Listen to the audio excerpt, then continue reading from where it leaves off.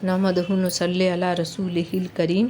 हज़रत उमर रज़ी अल्लाह ताला अन्हा फरमाते हैं कि मैं एक मर्तबा रसूल अल्लाह सल्लल्लाहु अलैहि वसल्लम की खिदमत में हाजिर हुआ।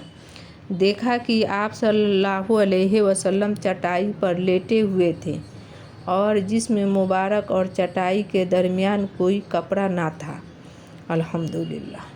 उस चटाई की बनावट की निशान आप सल्लल्लाहु अलैहि वसल्लम के मुबारक जिस्म पर पड़ गए थे और आप सल्लल्लाहु अलैहि वसल्लम ने एक चमड़े की तकिए से टेक लगा रखी थी जिसमें खजूर की छाल भरी हुई थी।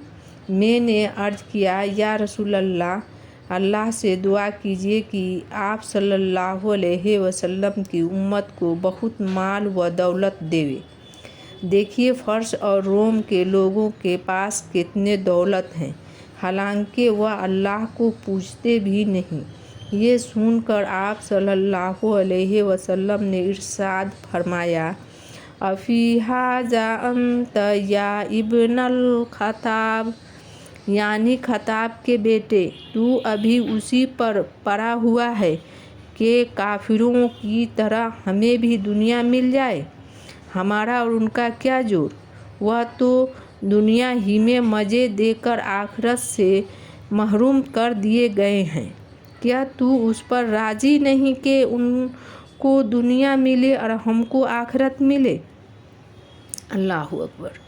मतलब ये कि अल्लाह ताला ने जैसा रखा हम उसी पर राज़ी हैं।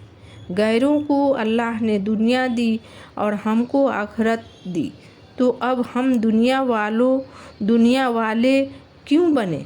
दुनिया तो तंगी व सख्ती में गुजर ही जाएगी और आखिरत में हम ही अच्छा रहेंगे। अल्लाह अकबर। जज़ाकल्लाह खैरा।